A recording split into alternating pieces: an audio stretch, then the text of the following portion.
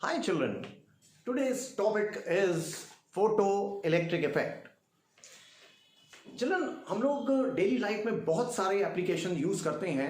These applications are electric and electronic appliances like heater, geyser, motor, toaster etcetera. ये सब वो appliances होते हैं जिनमें यूज तब करोगे जब इलेक्ट्रॉन वायर में फ्लो हो रहा होता है. बहुत सारे एप्लीकेशन ऐसे होते हैं जिसका यूज आप तब करोगे जब इलेक्ट्रॉन मेटल सरफेस से बाहर निकलते हैं, जैसे automatic fire alarm, automatic burglar alarm, in reproductions of sound in cinema halls, in paper industry, in scanners, in astronomy. These applications are based on the phenomena when electrons come out from the metal surface. एक बहुत छोटा सा application हम लोग ये सीखते हैं, देखते हैं. जब आप किसी रेस्टोरेंट में जा रहे हो, मॉल में जा रहे हो, होटल में जा रहे हो, डोर अपने आप खुल जाते हैं. These phenomena are based on photocell and photocell is based on photoelectric effect. अब हम लोग पहले देखें कि किसी मेटल सरफेस से इलेक्ट्रॉन के बाहर निकालने का फंडामेंटल क्या होता है. देखो बच्चों, एक मेटल सरफेस है,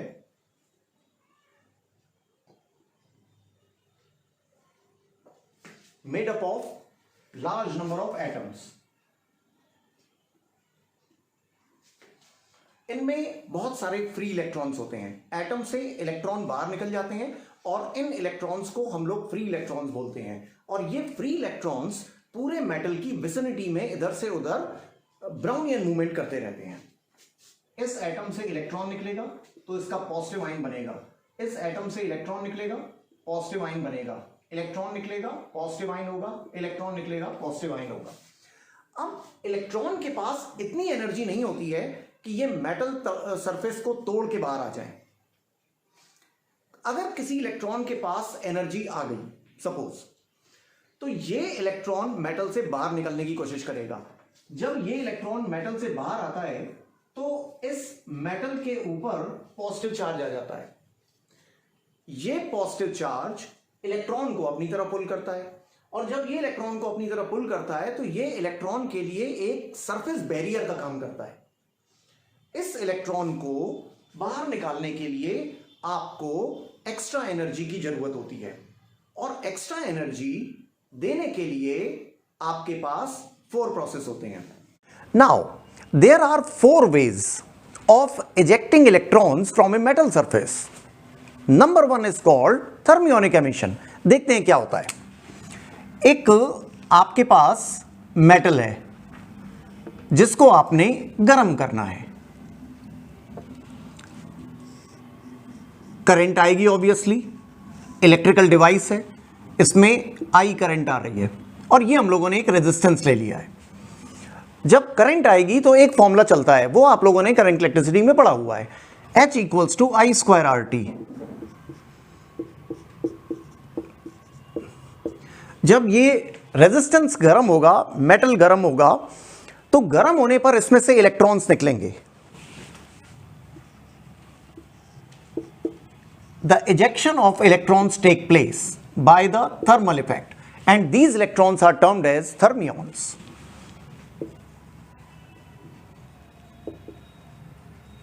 These electrons are termed as thermions. This is the first way of ejecting electrons from the metal surface. Number 1.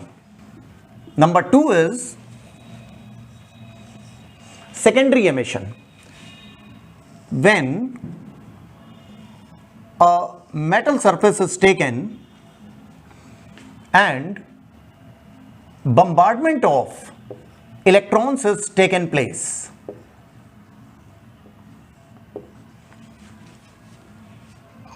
High energy electrons. High energy electrons. The ejection of secondary electrons take place. Secondary electron take place from the metal surface, and this phenomena is termed as secondary emission. First process is thermionic emission, and the second process is secondary emission. Okay. Now the third process is field emission. Third process is field emission.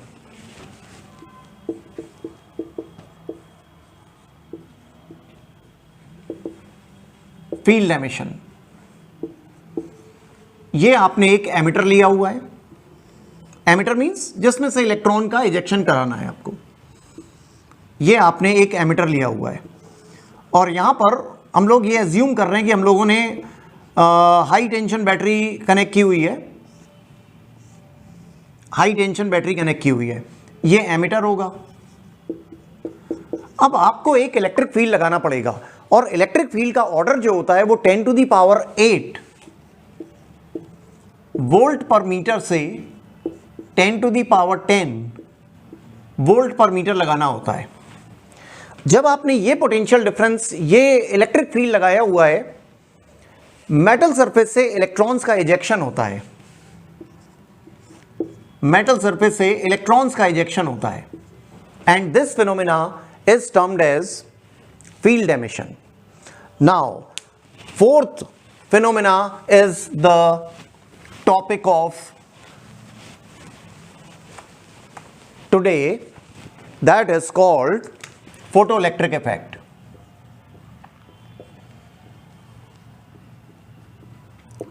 Photoelectric effect. इसमें क्या होगा, आपने एक metal लिया हुआ है और उसमें लाइट एनर्जी आ रही है. लाइट एनर्जी, इसको हम लोग लाइट एनर्जी बोलते हैं. लाइट एनर्जी से मेटल से इलेक्ट्रॉन्स का इजेक्शन होगा. लाइट का दूसरा नाम होता है photo.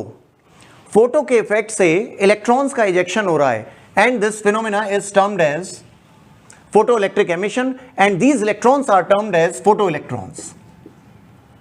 Photoelectrons. These electrons are termed as photoelectrons. Now, on the basis of interaction of light with matter, research ने बच्चों ये बताया कि लाइट जो है वो एक पार्टिकल की तरह बिहेव करती है. उस पार्टिकल का नाम फोटोन रखा गया. मींस लाइट जो हमारे पास आ रही है, it is made up of small packets of energy called quanta और photon. Packets of energy, bundles of energy, इनका नाम फोटोन रखा गया. हम लोग यहां पर इस आर्टिकल में अब पढ़ते हैं photon theory of light. Photon theory of light. Let us see how many properties of photons are there. उसके बाद ये टॉपिक स्टार्ट हो जाएगा. फर्स्ट प्रॉपर्टी, इसको हम लोग बोलते हैं number 1, light behaves like particle.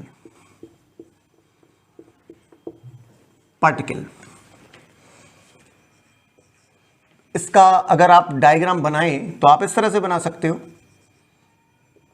ये h न्यू एनर्जी के फोटोन है, ये फोटोन आ रहे हैं, ये फोटोन आ रहे हैं.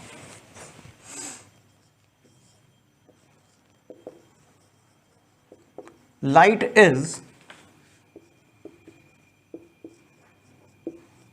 in the form of packets or bundles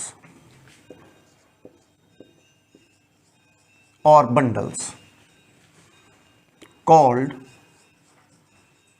QUANTA, quanta or photon. Quanta or photon. Number 4, energy of each photon is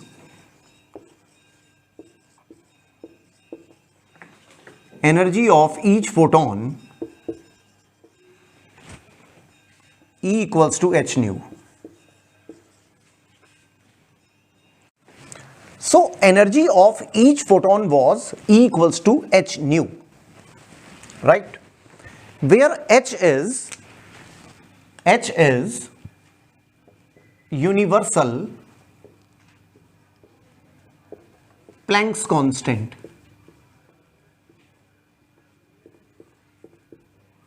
planks constant, इसकी वैल्यू जो होती है वो 6.6 into 10 to the power -34 joule second होती है। इसकी वैल्यू तो इंपॉर्टेंट है, इसका यूनिट भी इंपॉर्टेंट है। इसको लिख लीजिएगा, जो unit of joule second is similar to the unit of angular momentum. Angular momentum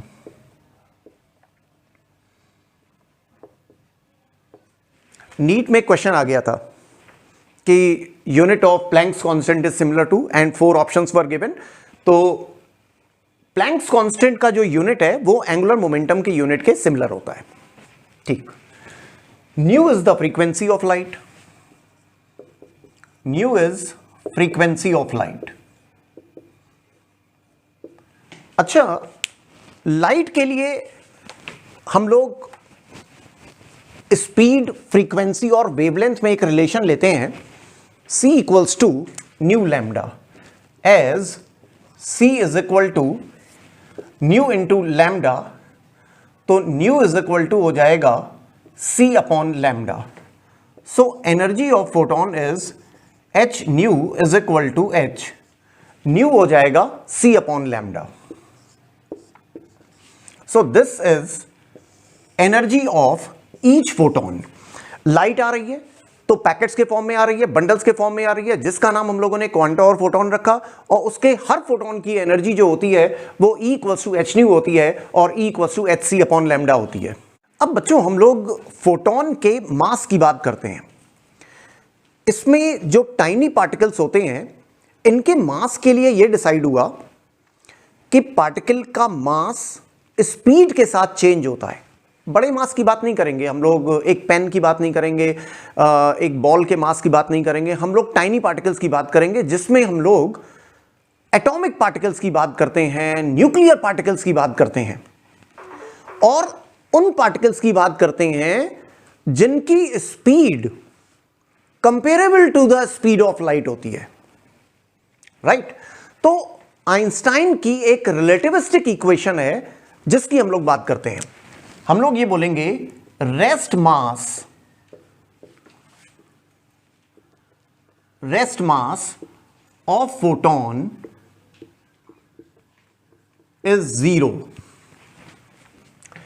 according to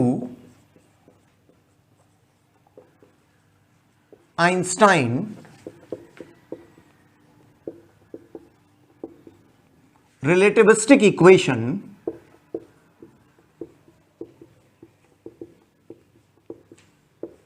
Einstein relativistic equation m is equal to m naught upon under root 1 minus v square upon c square। अब m naught क्या होता है? m naught is rest mass of particle। m क्या होगा? Moving मास होता है जब ये अपनी स्पीड में चल रहा होगा। m is moving mass. Moving mass. v क्या होता है? जब वो अपनी v स्पीड में चल रहा होगा। v is speed of particle.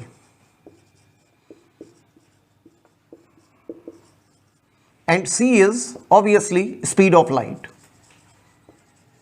Speed of light. अच्छा, फोटोन जो होते हैं वो 100% लाइट की स्पीड में चल रहे होते हैं। अब इस इक्वेशन को अगर आप ऐसे चलाएं, m naught is equal to m under root 1 minus V square upon C square. हम लोग फोटोन की बात कर रहे हैं, ये किसी भी पार्टिकल के लिए भी एप्लीकेबल है, लेकिन जब आप फोटोन की बात कर रहे हैं तो फोटोन जो है उस समय v स्पीड से चल रहा है। राइट? लेकिन फोटोन की स्पीड तो लाइट की स्पीड के इक्वल होती है, but v equals to c for photon. यहां पर रख दे रहे हैं m under root 1 minus C square upon C square, क्या हो जाएगा? 0. So rest mass of photon comes out to be 0. जो हम लोग m की बात करते हैं वो मूविंग मास होता है। अब मूविंग मास को हम लोग कैसे निकालेंगे देखिए जरा। आइंस्टाइन की जो इक्वेशन है E equals to mc square, ये रिलेशन कैसे आया था? इन्होंने मास और एनर्जी को रिलेट किया आइंस्टाइन ने। तो फोटोन की एनर्जी आप E equals to mc square, और अभी आपने क्या लिखा? hc अपॉन लैम्डा लिखा है। c से c आप कैंसिल करेंगे तो आपको m इंटू सी मिलेगा is equal to h upon lambda. m is moving mass of photon, c is speed of light. Mass into speed क्या होता है? Momentum. Momentum of photon, momentum of photon p is equal to h upon lambda आ जाएगा। Lambda को क्या लिख सकते हैं? c अपॉन न्यू लिख सकते हैं, यहां पर ट्रांसफर कर दे रहे हैं। तो p इज इक्वल टू क्या हो जाएगा? h nu upon c। ये हो जाएगा मोमेंटम ऑफ फोटोन, राइट। बहुत सारे रिलेशन इससे निकल के आते हैं। एक रिलेशन और करें। रिलेशन क्या होगा? Energy E is equal to होता है mc स्क्वायर। इसको आप mc इंटू सी लिख सकते हैं, mc इंटू सी लिख सकते हैं। mc क्या होता है? Linear momentum. E is equal to आपको क्या मिल गया? p इंटू सी मिल गया। इक्वेशन नंबर आप कितनी भी दे दो, ये नंबर 1 दे दीजिए, ये नंबर 2 दे दीजिए, ये नंबर 3 दे दीजिए, E इक्वल्स टू pc हो गया, राइट। अब हम लोग एक काम करें, मूविंग मास निकाल रहे हैं। ये देखिए यहां पर आपने P equals to h upon lambda लिखा है, राइट। अब अगर हम लोग मूविंग मास निकालना है हमको, तो हम लोग इसको m into C is equal to h upon lambda करेंगे। मूविंग मास m होता है, रेस्ट मास m नॉट होता है। m इज इक्वल टू हो जाएगा h upon C lambda is equal to h c। Lambda को क्या लिख सकते हैं? c upon nu. c upon nu क्या मिल गया? h nu upon c square. This is the equations for moving mass. अब एक इंपॉर्टेंट प्रॉपर्टी फोटोन की होती है, लाइट पार्टिकल्स हैं, एनर्जी पार्टिकल्स हैं, they are neither deflected in electric field nor in magnetic field. तो ये मैं लिखूंगा नहीं, आप नोट कर लीजिएगा। लाइट पार्टिकल्स और photons are neither deflected in electric field nor in magnetic field, right. अब देखिए एक इंटरेक्शन में अगर आपसे कराऊं, मैं आपसे बोलूं ये एमिटर होगा, जो भी इलेक्ट्रॉन को एमिट करेगा वो एमिटर होगा। अब इसमें आप लाइट एनर्जी फॉल कर रहे हो, राइट। ये येलो लाइट है, ये भी येलो लाइट है, वाई लिख दे रहे हैं, येलो लाइट है और ये भी येलो लाइट है। तो ऑब्वियस है जो वेवलेंथ इसका होगा बेटा वो वेवलेंथ इसका होगा, जो वेवलेंथ इसका होगा वो वेवलेंथ इसका होगा। तो lambda 1 is equal to lambda 2। हम लोग लिख दे रहे हैं इसका वेवलेंथ लैम्डा 1 था, इसका वेवलेंथ लैम्डा 2 था, लेकिन दोनों येलो लाइट है, दोनों का वेवलेंथ सेम होगा। Lambda 1 is equal to lambda 2, right. तो 1 upon lambda 1 will be equal to 1 upon lambda 2। HC से मल्टीप्लाई कर दे रहे हैं, HC upon lambda 1 will be equal to HC upon lambda 2। HC upon lambda 1 will be the energy of first photon E1। HC upon lambda 2 will be the energy of second photon E2। So E1 will be equal to E2। तो दो photon अगर आ रहे हैं तो दोनों का energy same होगा, दो फोटोन आ रहे हैं तो दोनों का एनर्जी सेम होगा, राइट। एक पॉइंट में ये नोट कर लीजिएगा। नेक्स्ट हम लोग करते हैं, अगर आपसे ये बोलेगा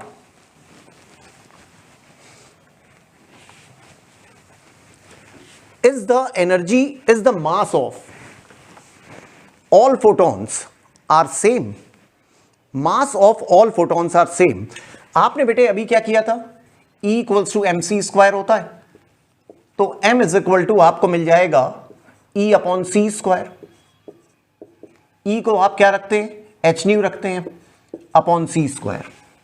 अभी हम लोगों ने बोला कि येलो लाइट है येलो लाइट है, तो येलो लाइट की वेवलेंथ डिफरेंट होगी, फ्रीक्वेंसी हम लोग कैलकुलेट कर सकते हैं। अब आप अगर ब्लू लाइट लेते हो, ऑरेंज लाइट लेते हो, सबका न्यू अलग अलग होगा, सबका वेवलेंथ डिफरेंट होगा, इसलिए सबका मास भी डिफरेंट डिफरेंट होगा। तो मैं अगर यहां पर एक एमिटर ले लेता हूं और आपसे बोलेंगे एक रेड लाइट फोटोन आ रहा है, एक वायलेट लाइट फोटोन आ रहा है, राइट। तो हम लोग को यह मालूम है H upon C square, new को आप C अपॉन लैम्डा लिख दीजिए, ये आपको मिलेगा H अपॉन सी लैम्डा, ये मास हो गया। रेड का वेवलेंथ हमेशा ज्यादा होता है, lambda for red is more than lambda for violet colour. 1 upon lambda R will be less than 1 upon lambda V, ठीक है। अब हम लोग H अपॉन सी से मल्टीप्लाई कर दे रहे हैं, तो H upon C into lambda R will be less than H upon C into lambda V. H upon C lambda को हम लोग लिखेंगे mass of red colour will be less than mass for violet colour.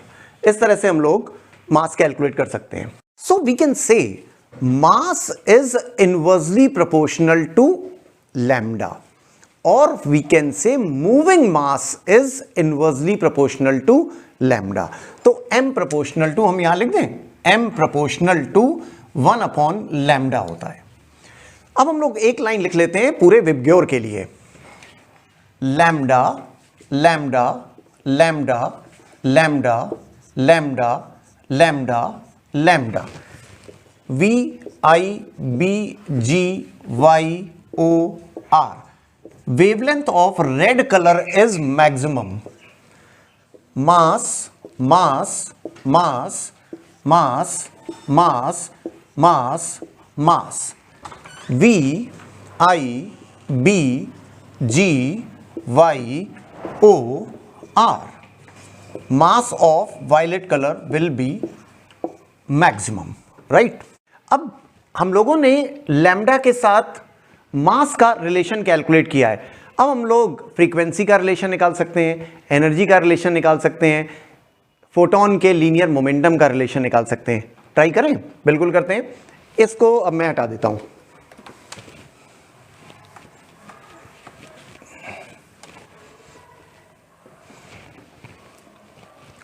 Frequency nu is equal to होता है C upon lambda, माने inversely proportional है। Nu nu nu nu nu nu और nu, किसके लिए, विबग्योर के लिए, विबग्योर के लिए। रेड का वेवलेंथ मैक्सिमम होता है, तो रेड का फ्रीक्वेंसी मिनिमम होगा, इनवर्स। एनर्जी भी तो आपको यही मालूम है, energy of photon is E equals to H C upon lambda, माने energy proportional to 1 upon lambda. तो एनर्जी के लिए E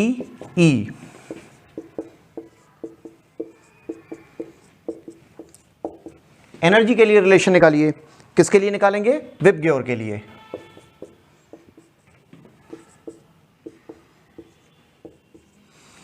लैम्डा का वेवलेंथ रेड के लिए वेवलेंथ मैक्सिमम होता है, तो रेड के लिए एनर्जी मिनिमम होगी, वायलेट के लिए एनर्जी मैक्सिमम होगी। इसी में बहुत सारे क्वेश्चन आपके सॉल्व हो जाएंगे, थ्योरेटिकल क्वेश्चन, माने कि in place of red light if violet light is used will the electron be emitted और नॉट, इस तरह से। अब इसका लीनियर मोमेंटम का रिलेशन हम लोग निकाल लेते हैं, फ्रीक्वेंसी वाला आपने नोट कर लिया होगा। अब हम रिलेशन निकालेंगे लीनियर मोमेंटम का, ये भी तो मालूम है ना, P इक्वल्स टू क्या होता है, H अपॉन लैम्डा, तो P proportional to 1 upon lambda. अब हम लोग लीनियर मोमेंटम कैलकुलेट करेंगे विबग्योर के लिए।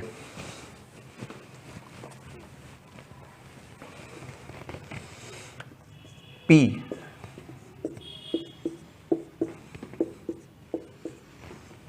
VIBGYOR। रेड के लिए वेवलेंथ मैक्सिमम होती है तो लीनियर मोमेंटम मिनिमम होगा, वायलेट के लिए लीनियर मोमेंटम मैक्सिमम होगा। इस तरह से कोई भी थ्योरेटिकल क्वेश्चन आप इसमें सॉल्व कर सकते हैं इससे रिलेटेड, राइट? ओके, मैं अगर आपसे बोलूं कि एनर्जी का यूनिट क्या होता है, आप कहेंगे जूल। बिल्कुल होता है। अगर हम लोग मैकेनिक्स की बात करें, आप काइनेटिक एनर्जी हाफ mv² लगा रहे हो, पोटेंशियल एनर्जी mgh लगा रहे हो, तो joule is very good unit of energy. लेकिन अगर हम लोग एटॉमिक फिजिक्स पढ़ रहे हैं, न्यूक्लियर फिजिक्स पढ़ रहे हैं, सेमीकंडक्टर फिजिक्स पढ़ रहे हैं, तो बहुत छोटी छोटी एनर्जी की जरूरत होती है, और उसके लिए हम लोग एक यूनिट यूज करते हैं, electron volt. Now let us see what is this electron volt. Electron volt, आप एक काम करें कि एक इलेक्ट्रिक फील्ड लगाएं। अगर हम लोग इसमें, इस प्लेट को आप नेगेटिव बना लीजिए, मैं बाहर नेगेटिव साइन बना दे रहा हूं, और यहां पर बाहर मैं पॉजिटिव साइन बना दे रहा हूं। This is uniform electric field, right? अगर यहां पर आप पोटेंशियल डिफरेंस 1 वोल्ट लगाते हैं और एक इलेक्ट्रॉन को रिलीज कर देते हैं नेगेटिव प्लेट से, so obviously electron will be attracted by the positive plate. और कितना पोटेंशियल डिफरेंस इसने क्रॉस किया है? 1 volt. 1 volt potential difference cross करने में एक इलेक्ट्रॉन जितनी काइनेटिक एनर्जी गेन करेगा उसको इलेक्ट्रॉन वोल्ट बोलते हैं, 1 इलेक्ट्रॉन वोल्ट बोलते हैं। 1 electron after passing through 1 volt has gained energy called 1 electron volt। तो 1 electron volt is equal to होता है charge on 1 electron multiplied by 1 volt। Charge on 1 electron is 1.6 into 10 to the power minus 19 coulomb into 1 volt into 1 volt। coulomb into volt तो joule होता ही है, V is equal to W upon Q। coulomb into volt is joule. तो 1 electron volt is equal to 1.6 into 10 to the power minus 19 joule. Children, ये आपको modern physics से start हुआ है, atomic physics, nuclear physics और semiconductor physics में ये continuously electron volt अब यूज होने वाला है। अब हम लोग क्या करेंगे, इलेक्ट्रॉन वोल्ट के और कितने पैरामीटर होते हैं वो स्मार्टली देख लेते हैं। Let us see how many functions, how many parameters of electron volt are there। जैसे हम लोग बोलेंगे कि मिली इलेक्ट्रॉन वोल्ट होता है, हम लोग बोलेंगे किलो इलेक्ट्रॉन वोल्ट होता है, मेगा इलेक्ट्रॉन वोल्ट होता है, और क्या क्या है चलिए देखते हैं। हम लोग मिली इलेक्ट्रॉन वोल्ट से स्टार्ट करते हैं। नंबर 1 में लिखेंगे 1 मिली इलेक्ट्रॉन वोल्ट। मिली का मतलब होता है 10 to the power -3, तो 10 to the power -3 electron volt. 10 to the power -3 electron volt को अभी हम लोगों ने जूल में कन्वर्ट किया था, 1.6 into 10 to the power -19 होता है। इसको सॉल्व करेंगे तो 1.6 into 10 to the power -22 joule होने वाला है। Number 2, 1 kilo electron volt is equal to 1 keV होता है। किलो माने 10 to the power 3 होगा, 10 to the power 3 electron volt. 10 to the power 3 electron volt को जूल में चेंज करेंगे, इज इक्वल टू आपको मिलेगा 1.6 into 10 to the power -16 joule. इसके बाद मिलियन इलेक्ट्रॉन वोल्ट आएगा, इसका एक नाम और होता है mega electron volt. 1 MeV million electron volt और मेगा इलेक्ट्रॉन वोल्ट। मेगा को आप 10 to the power 6 electron volt लिखते हैं, 10 to the power 6 electron volt 1.6 10 to the power -19 is equal to 1.6 10 to the power minus 13 joule मिलेगा। Number 4, आप giga electron volt होता है, GIGA, giga electron volt, इसको हम लोग 10 टू द पावर 9 बोलते हैं, 10 to the power 9 electron volt. तो 10 to the power 9 into 1.6 into 10 to the power minus 19, जब आप सॉल्व करेंगे तो 1.6 10 to the power minus 10 joule मिलेगा। Last but not the least, 1 trillion electron volt, TeV, 10 to the power 12 होता है electron volt, 10 to the power 12 electron volt को joule में change कर रहे हैं, 1.6 10 to the power minus 19 is equal to 1.6 into 10 to the power minus 7 joule आपको मिलने वाला है।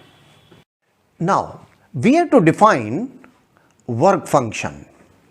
This is the backbone of this topic, photoelectric effect. Work function क्या होता है? वर्क फंक्शन को हम लोग बिल्कुल शॉर्ट फॉर्म में अगर डिफाइन करते हैं तो minimum energy required to eject electron from the metal surface is called its work function.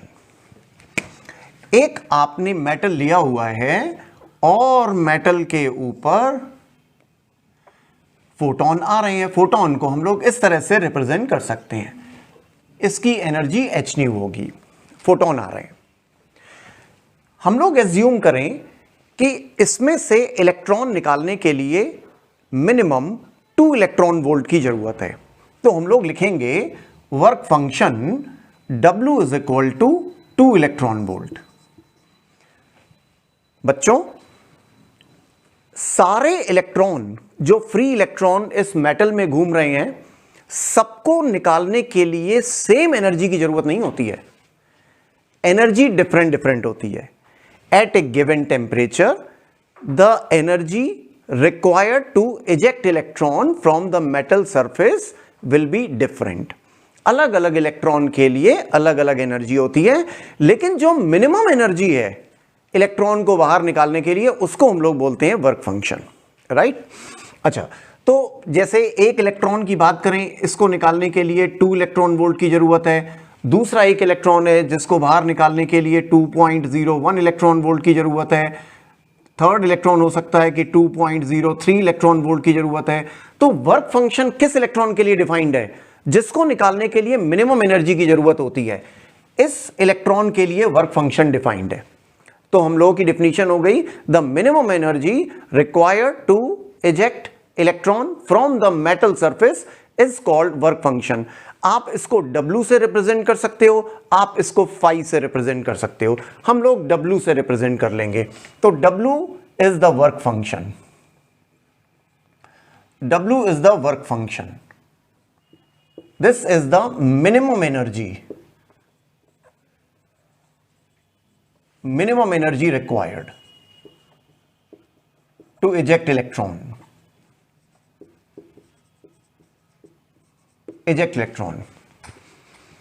minimum energy required to eject electron। अब इसका यूनिट जो होता है वो इलेक्ट्रॉन वोल्ट होता है, यूनिट इज इलेक्ट्रॉन वोल्ट और जूल। रिलेशन हम लोगों ने देख लिया है, 1 electron volt is equal to होता है 1.6 into 10 to the power minus 19 joule.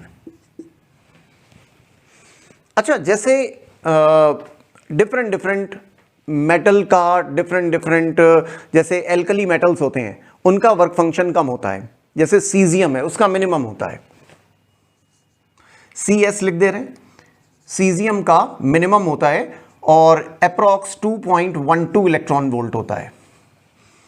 और मेटेलिक कंडक्टर में जैसे आप प्लेटिनम की बात करते हैं, प्लेटिनम का मैक्सिमम होता है वर्क फंक्शन 5.65 इलेक्ट्रॉन वोल्ट के आसपास होता है।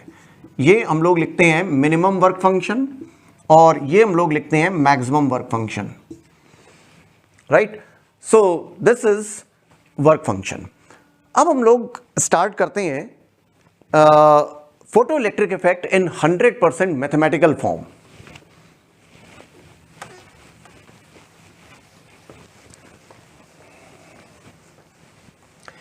अब मैथमेटिकल फॉर्म का मतलब ये हो गया कि हम लोग अभी इक्वेशंस फॉर्म करेंगे, फिर प्रैक्टिकल से इसको एक्सप्लेन करना है।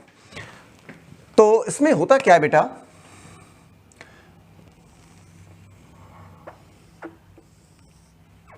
दिस इज एमिटर,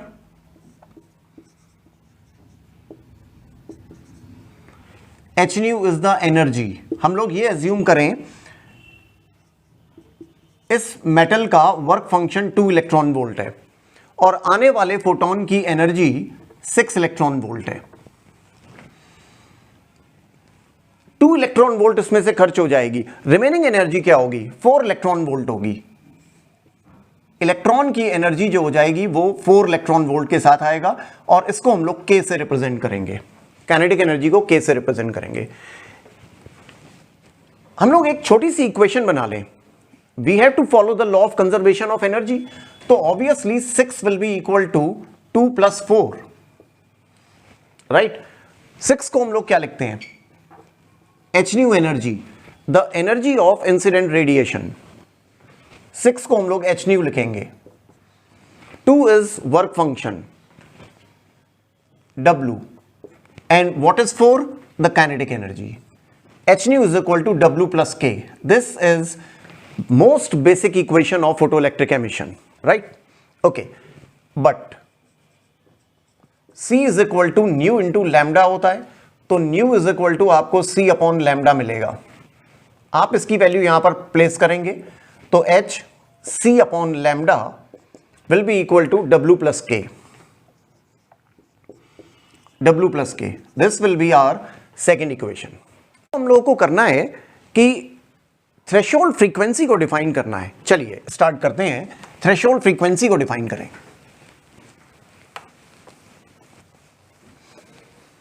बच्चों, फ्रीक्वेंसी का सीधा रिलेशन आपको मिलेगा आने वाले फोटोन की एनर्जी से। जितनी ज्यादा आने वाले फोटोन की एनर्जी ज्यादा होगी उतनी फ्रीक्वेंसी ज्यादा होगी, और रिवर्सली हम लोग कह सकते हैं कि जितनी ज्यादा आने वाले फोटोन की फ्रीक्वेंसी होगी उतनी ज्यादा फोटोन की एनर्जी होगी। हम लोग एक छोटा सा चार्ट बनाते हैं इसको एक्सप्लेन करने के लिए, और एक चार्ट मैं बनाऊं तो इस चार्ट में मैं आपसे बोलूंगा इसको हम लोग रख रहे हैं, यहां पर फ्रीक्वेंसी रखेंगे, यहां आने वाले फोटोन की एनर्जी को रखेंगे, यहां पर हम लोग वर्क फंक्शन रखेंगे और यहां पर निकलने वाले इलेक्ट्रॉन की काइनेटिक एनर्जी को रखेंगे। एक छोटी सी बात बोल रहा हूं, होता नहीं है लेकिन बोल रहा हूं, H की वैल्यू समझने के लिए 1 रखेंगे। होता नहीं है, H की वैल्यू आपको मालूम है 6.6 10⁻³ 34 जूल सेकंड होती है, लेकिन इस फिनोमेना को समझने के लिए हम लोग सिंप्लिसिटी के लिए H की वैल्यू 1 ले रहे हैं। आने वाले फोटोन की फ्रीक्वेंसी हम लोग 6 ले लेते हैं, न्यू की वैल्यू 6 है, H की वैल्यू 1 है, तो H न्यू की वैल्यू भी 6 हो जाएगी। वर्क फंक्शन 2 है, तो निकलने वाले इलेक्ट्रॉन की काइनेटिक एनर्जी ऑब्वियसली 4 हो जाएगी, 6 - 2 4 हो जाएगी। हम आने वाले फोटोन की फ्रीक्वेंसी को कम करते हैं, चलिए 5 कर देते हैं, तो आने वाले फोटोन की एनर्जी 5 हो जाएगी, बिकॉज हम H की वैल्यू 1 लेकर चल रहे हैं। इलेक्ट्रॉन को निकालने के लिए 2 इलेक्ट्रॉन वोल्ट की जरूरत है, निकलने वाले इलेक्ट्रॉन की एनर्जी 3 हो जाएगी। फिर फ्रीक्वेंसी को हम लोग कम कर दें, आने वाले फोटोन की एनर्जी भी कम हो जाएगी। इलेक्ट्रॉन को निकालने के लिए 2 इलेक्ट्रॉन वोल्ट की जरूरत है, यहां 2 आ जाएगा। अगर मैं और कम करूं आने वाले फोटोन की फ्रीक्वेंसी को, तो एनर्जी और कम हो जाएगी। इलेक्ट्रॉन निकालने के लिए 2 की जरूरत थी, वर्क फंक्शन तो फिक्स रहेगा, काइनेटिक एनर्जी 1 हो जाएगी। आने वाले फोटोन की फ्रीक्वेंसी को 2 कर दें, आने वाले फोटोन की एनर्जी 2 हो जाएगी। इलेक्ट्रॉन को निकालने के लिए भी 2 की जरूरत थी, निकलने वाले इलेक्ट्रॉन की काइनेटिक एनर्जी 0 हो जाएगी। देखिए बेटा, ये फ्रीक्वेंसी है, इसको न्यू से रिप्रेजेंट करेंगे। ये आने वाले फोटोन की फ्रीक्वेंसी है, इसको न्यू से रिप्रेजेंट करेंगे। ये आने वाले फोटोन की फ्रीक्वेंसी है, इसको भी न्यू से रिप्रेजेंट करेंगे।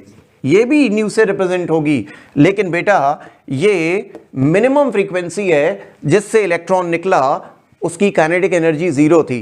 इसको हम लोग न्यू नॉट से रिप्रेजेंट करेंगे और इसको हम लोग थ्रेशोल्ड फ्रीक्वेंसी बोलते हैं। अब इसकी डेफिनेशन लिख लीजिए। The minimum frequency required to eject electron from the metal surface is called threshold frequency denoted by nu naught, right? अब ये फ्रीक्वेंसी ऐसी है, आने वाले फोटोन की ये ऐसी फ्रीक्वेंसी है जिससे अगर इलेक्ट्रॉन निकलेगा तो उसकी काइनेटिक एनर्जी जीरो होगी। तो हम लोग एक काम करें, इस इक्वेशन को ले लेते हैं। कौन सी? फर्स्ट इक्वेशन को, जो भी आपने लिखा था। By first equation H nu is equal to होता है W plus K. H nu equal to होता है डब्ल्यू प्लस के। अब अगर आप क्या करेंगे, आने वाले फोटोन की फ्रीक्वेंसी को न्यू नॉट के इक्वल रखेंगे तो निकलने वाले इलेक्ट्रॉन की काइनेटिक एनर्जी जीरो हो जाएगी। इसको आप यहां पर पुट करिए। H को आप H रखेंगे, न्यू को आप न्यू नॉट रखेंगे, W को W रखेंगे, काइनेटिक एनर्जी जीरो हो गई। W equals to H nu naught आपको मिलेगा। This is third equation. ये आपको एक डायरेक्ट रिजल्ट देता है between work function and threshold frequency में। क्वेश्चंस मिलेंगे आपको इस पर बेस्ड। ओके, अब क्या करिए आप, ये आपका फर्स्ट इक्वेशन था, right? By first and third equation, W की वैल्यू मैं यहां रख रहा हूं, h nu is equal to H nu naught plus K. इसको इधर आप ले आएंगे, nu minus nu naught is equal to K, and this will become our fourth equation. Note हो गया होगा? कर लीजिए, इसको मैं हटा दूं। अब हम लोग हेडिंग लिखते हैं थ्रेशोल्ड वेवलेंथ। जब थ्रेशोल्ड फ्रीक्वेंसी की बात आती है तो थ्रेशोल्ड वेवलेंथ भी आएगी। Children, we know C is equal to, heading लिख लें, THRESHOLD, threshold wavelength.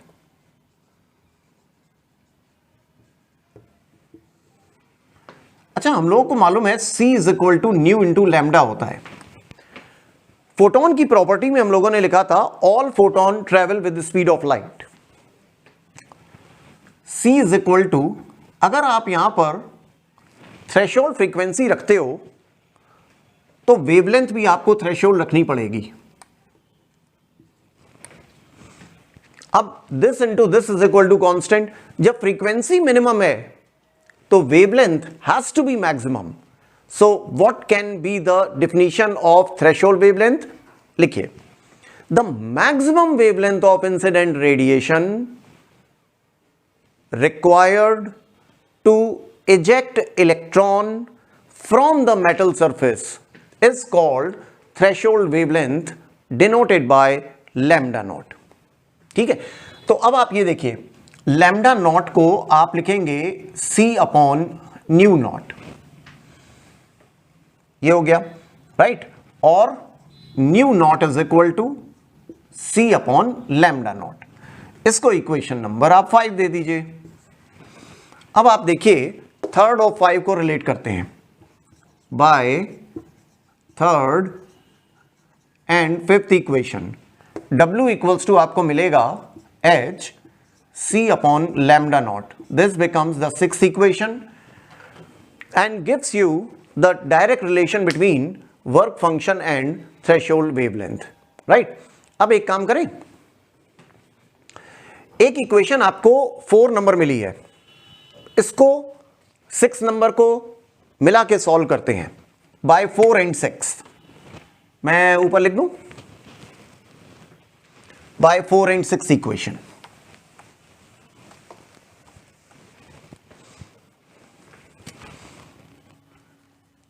by equation number 4 and 6,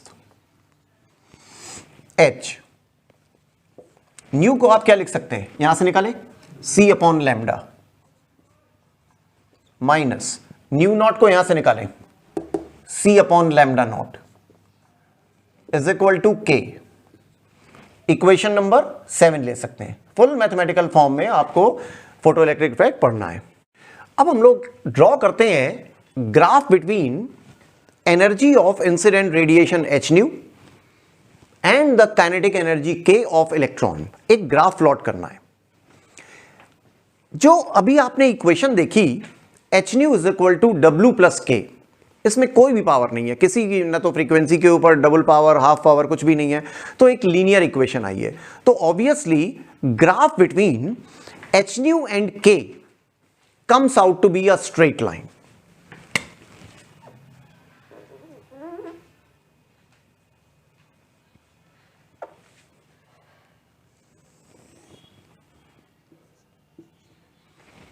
frequency हम लोग x एक्सिस पे लेंगे because it is independent function. Independent functions are always taken along x axis. अब electron की kinetic energy depend करेगी, electron की काइनेटिक एनर्जी डिपेंड करेगी इस आने वाले फोटोन की फ्रीक्वेंसी के ऊपर। तो यहां पर आपने k लिया हुआ है, ये डिपेंडेंट फंक्शन हो गया। अब इसमें ग्राफ प्लॉट करें। ग्राफ प्लॉट करेंगे, मैं अभी एक साथ ड्रॉ कर रहा हूं और उसके बाद मुझे एक मिनट, इसके बाद मुझे ग्राफ का जो ये वाला पोर्शन है इसको डॉटेड करना पड़ेगा। वाई डॉटेड बेटा?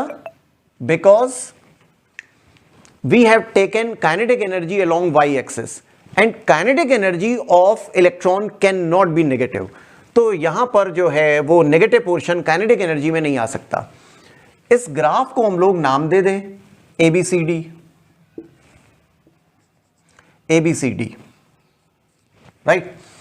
अब हम लोग आइंस्टाइन इक्वेशन जो है इसको हम लोग लिख रहे हैं h nu is equal to W plus K और k is equal to h nu minus W।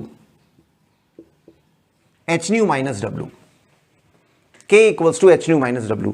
k को हम लोगों ने लेफ्ट में क्यों लिया? बिकॉज हम लोग को कंपेयर करना है इससे, इक्वेशन से, y equals to mx plus c से। This equation is the equation of straight line and we can compare this equation with y equals to mx plus c.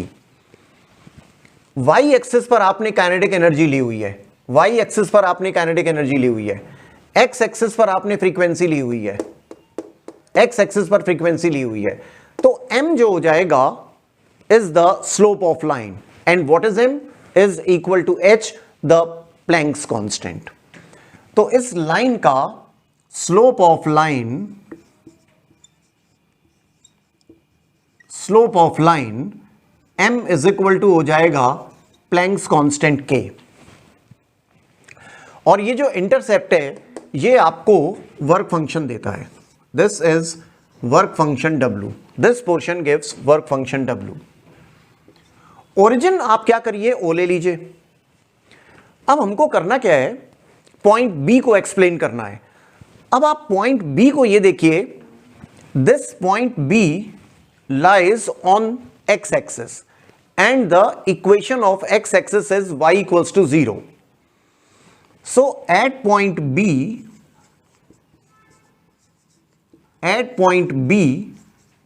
y coordinate will be 0, माने kinetic energy will be 0। और kinetic energy तब 0 होती है जब आने वाले photon की frequency threshold frequency के इक्वल होती है। माने आपने x एक्सिस पर फ्रीक्वेंसी ली हुई है तो ये वाला पोर्शन OB आपको बताएगा थ्रेशोल्ड फ्रीक्वेंसी है, ये आपको बताएगा ये थ्रेशोल्ड फ्रीक्वेंसी न्यू नॉट है। At point B kinetic energy of electron will be 0। So OB portion shows threshold frequency nu naught, threshold frequency nu naught। Now we talk about the kinetic energy of electron। हम लोगों ने जैसे एक emitter लेना है,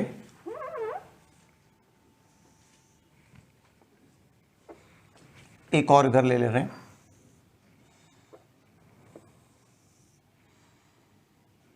जैसे हर electron को निकालने के लिए अलग अलग एनर्जी की जरूरत होती है. Different energies are required to eject different electrons because energy of electrons, all electrons is not same, right? We assume that for this electron the minimum energy required is 2 electron volt and energy of incident radiation is 6 electron volt. Energy of ejected electrons will be 4 electron volt. 4 electron volt. So kinetic energy K1 is equal to half m v1 square होगी. At first we convert this kinetic energy into joule because mass will be measured in kg, speed will be measured in meter per second, so kinetic energy has to be in joule. 4 electron volt joule में convert करेंगे 1.6 into 10 to the power minus 19. This will be half m v1 square. First equation. Now if we calculate for other electron, जिसको बाहर निकालने के लिए 3 electron volt की, 3 electron volt is required to eject this electron and same energy is incident 6 electron volt. Obviously energy of this electron will become 3 electron volt. Its kinetic energy K2 will be half mv2 square. Half mv2 square. Kinetic energy K2 is 3 electron volt joule में change करेंगे is equal to half M v2 square. v2 square second equation. अब first upon second equation अगर आप करोगे, first upon second equation करोगे तो K1 upon K2, K1 upon K2 will be equal to K1 upon K2 will be equal to half m v1 square upon half m v2 square.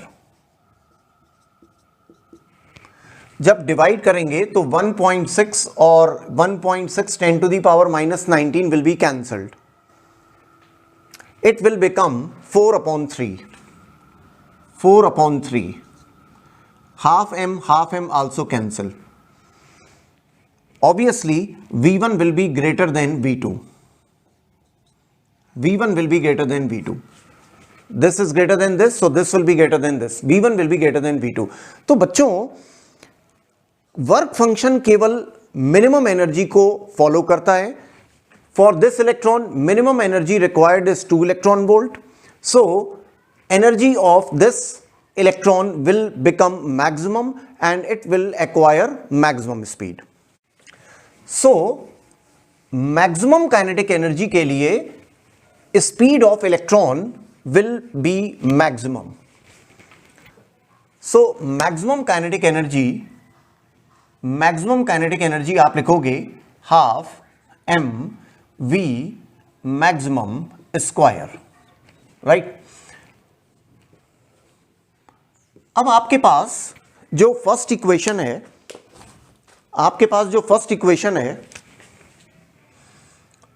From first equation h nu equals to w plus k.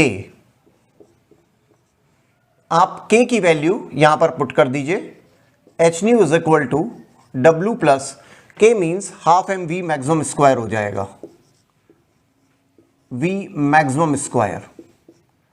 मैं इसको कुछ equation number 6 दे दे रहा हूं, हमारे ख्याल से it will be 6th equation I think. Now one more equation was there by second equation. h nu minus nu naught is equal to k. k को आप लिखेंगे half M we maximum square.